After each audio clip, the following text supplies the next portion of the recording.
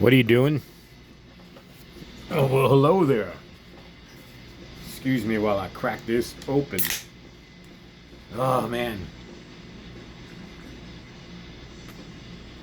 It's Friday night. And I'm not going to review a movie, but I just want to talk about something. So I'm going to talk about Power Man and Iron Fist. I didn't even realize this was called a hardball. And I really don't know much about them, but I've always liked them. Like, I remember, in fact, like, I did have one issue. I remember the first issue of Power Man and Iron Fist I ever read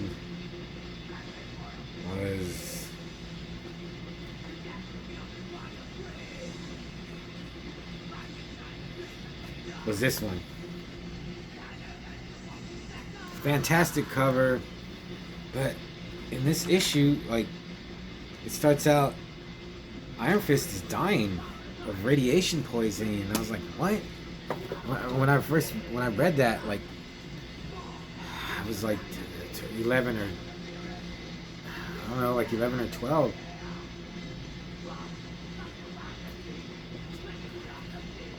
I was like, how can he be dying? He's Iron Fist, he's a hero. And in my 12-year-old brain, I was like, well, he's dead, he's gonna die. Like, we're never gonna see Iron Fist again. He doesn't die, though. And these aren't I wouldn't even put these in, like, the top 20 best comics I've ever, like, series I've ever read. But they're really good. And they're not at all what I thought Power Man and Iron Fist comic would be like. Maybe they're earlier issues. This is like 108 through 125 through the final issue. So maybe like the ones before that were more in tune with what I thought a Power Man and Iron Fist would be like. Yeah, great covers. But there are two stories in here. I'll try to get, because I want to talk about some other comics. One thing, I've always equated Power Man to like a Superman power level, but to where he's indestructible, he has strength, he just can't fly, he doesn't have like heat vision or super breath or what else? I guess that's Superman can do a lot of stuff actually, but I always thought Power Man was like that. Another thing about Power Man that I've learned from reading these, he'll throw his weight around to get his point across. He'll intimidate you, or he won't like mess you up. He won't like break your arms or ribs or like throw you into a wall, but he will like lean on you to get his point across, or if he wants something, he's not above like intimidating someone, which is who's like that? I mean, besides villains, Hulk, Wolverine maybe, but he does it differently.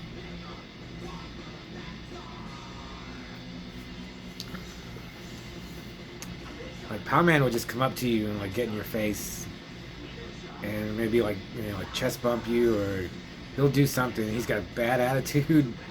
So I was like, man, he's really different. He's not he's still a good guy though, which is really cool. But in this one issue, it's this one actually. There's a super powered dude. This guy. And he's only killing black people. And all these people are protesting, like they're black protesters. They're saying, yeah, Power Man, he's not black. He doesn't care about black people. Like this super powered freak is going around killing black people. If it was white people, the cops would have him arrested instantly, but since it's black people, no one cares. So Power Man tracks the dude down, this super powered, like, this guy's like glowing gold, and Power Man tells him, like, he's, I don't know right from wrong anymore, Blake. I hate that, but I'm a man and I'm black, and I'm just as good as you. And like it or not, homeboy, I'm taking you in. And Power Man defeats him, but it turns out that dude was black. He was like a self-hating black guy that killed other black people. So I was like, whoa, that's crazy. Like, I mean, it's weird because I was reading Suicide Squad, and there's a lot of racial stuff in that. But comics just abandoned that, but it's so good. It's such a good story. I was like, wow, that one like blew me away. And then the final issue.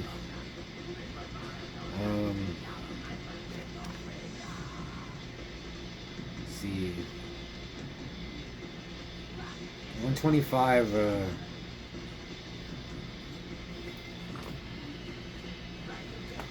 So they fight this guy who wanted to get revenge on them because he thinks Power Man and Iron Fist killed his brother. It's a good fight. This guy has like a nuclear bazooka, this armor. But the main story is that there's this kid who touched like a meteor from outer space, and he gave him this disease. It gave him like molecular control over his body. He could turn into whatever he wants, but he wants to be a superhero, so he turns into Captain Hero, like a Superman. But he's dying, like it's killing him, and he's freaking out. He's like 10 years old or whatever, and he's dying. And right when he's dying, like he feels it coming, and he flips out. And Iron Fist is staying with him. He wants to be with him till the end. So he turns into like this Superman character, and Iron Fist had been using his inner chi to try to heal the kid, and it exhausted him. So he's like, "Hey, Iron Fist, wake up!" And then he starts beating on him, and he beats Iron Fist to death. Like he doesn't know what's happening to him, and he's panicking. So he's like, he beats Iron Fist to death, and like 3 punches kills him. And Power Man like runs in, and he sees the kid like dissipate into like atoms. So the cops think Power Man killed Iron Fist, and they take him in, and they're like, "You're ex-con. You got a bad attitude." They don't say like you're black, but it seems like, I was like, did you just say it? Like, it's also because he's black, but I mean, it's all true. Power Man is an ex-con. He has a real bad attitude. Him and Iron Fist are just split up. So this whole series ends with Power Man being accused of his best friend of his murder, and like at the funeral for Iron Fist, it was the guy on the cover, that guy. He had planted a bomb in Iron Fist's girlfriend's car, and leaving from the funeral, it explodes, and so she dies. And it just ends like the final panel is Power Man Luke Cage hugging Misty Knight, who is Iron Fist's girlfriend, and he's like crying. And I was like, dude, I never read a series that ended like that. So it was, those 2 issues were really good. If you could read any Power Man and Iron Fist issue 125 and is it 123. And the art by Mark Bright is just fantastic. He's such a good artist. I don't know what happened to him. He didn't do this, but awesome cover. He's such a good artist.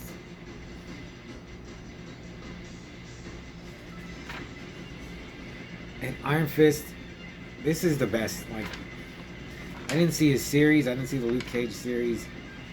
But this is what Iron Fist should be. Like, I guess he can't. Maybe he can't translate to movies, which is fine because. And they're so different. They're like polar opposites. But they work so well together. I don't know how it was just like those lightning in the bottle things. Now I'm gonna talk about this Silver Surfer, which I spilled a drink on and I effing destroyed it. It's really good, but I just want to talk about this one issue.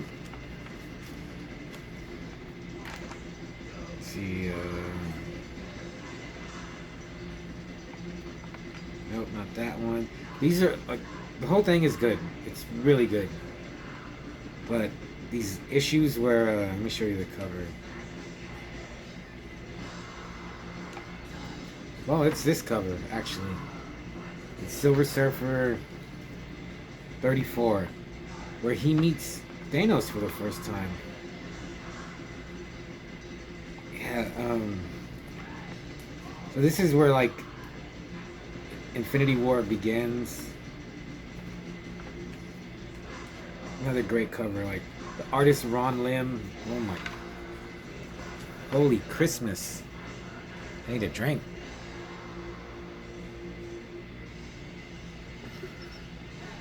Ron Lim is just a god for drawing comics. His art is so perfect for like,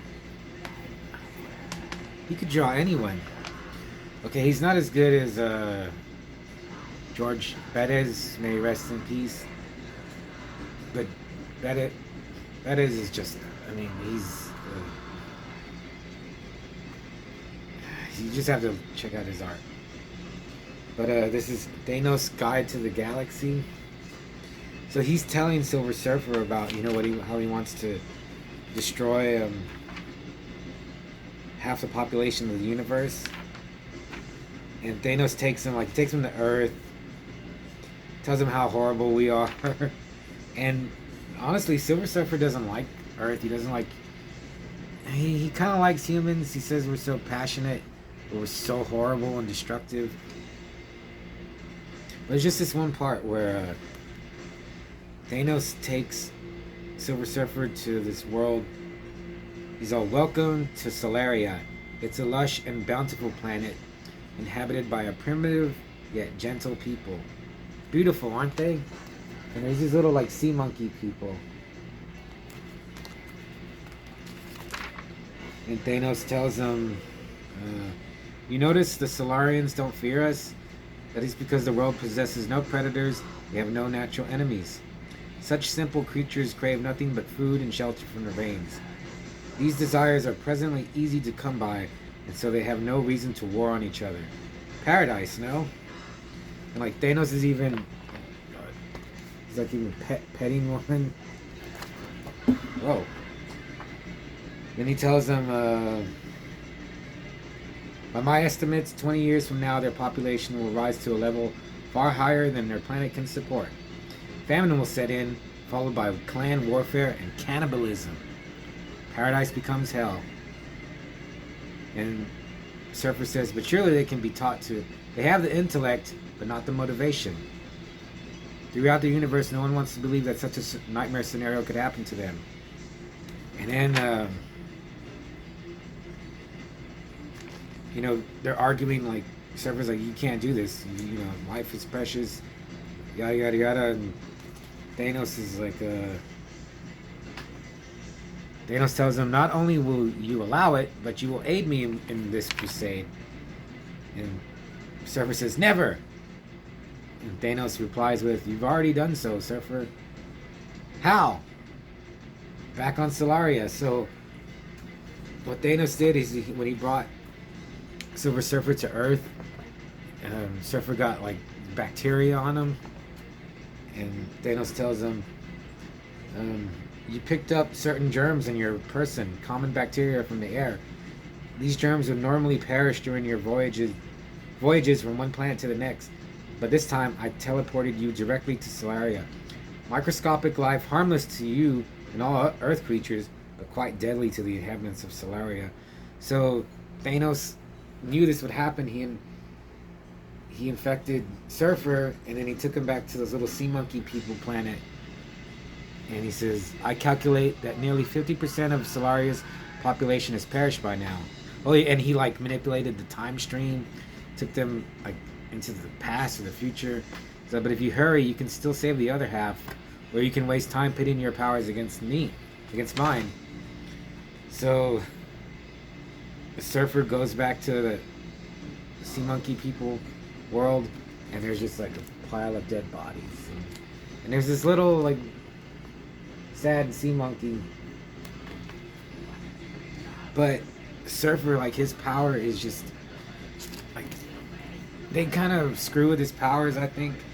Sometimes he's like godlike, sometimes he's like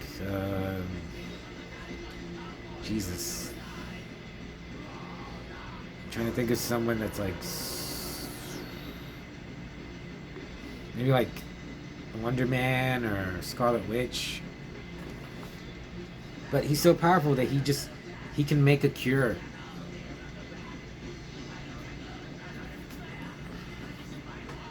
I mean, I think he could cure any disease. But he says, two systems merge. The microorganism is encountered. A countering agent is produced from the cosmic ether and then passed on to the young Solarian. And Surfer tells the little sea monkey, "So that's it, lad. Run. Go forth and touch 10 people and have them touch 10 others in turn." And he's a little like happy sea monkey. He's not sick anymore. He's all like happy. And Surfer's like, by sunrise the disease will be checked and the planet saved. And he's thinking, then the grim task of tending to the dead will have to begin in earnest. Thanos' harvest. And then there's a little sea monkey looking at him like accusingly, and Silver Surfer's like, he's like, "Yep." He's like, "I caused this too." Look, they're like taking another body to the corpse fire. Silver Surfer, he like cares so much for life. Like, all life is precious to him. It's such a good story, this one issue, and all the issues actually with Silver Surfer meeting Thanos. I thought they had encountered each other before. And it ends with Drax emerging. I wonder where, and Jim Starlin wrote it. He's like so good at all the cosmic stuff. And I was thinking, is he that good of a writer? Did he take this story from somewhere, or like bits and pieces? I mean, I guess that is a good sign, a sign of a really good writer. This story must have been told somewhere else, like, like a planet of like peaceful creatures being destroyed by some malevolent force. Awesome covers. Oh man, I wish I didn't destroy it. But, and I haven't read a lot of these, but oh, I think I saw another.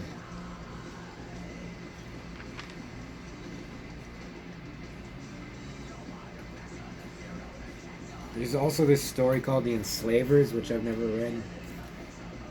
But yeah, that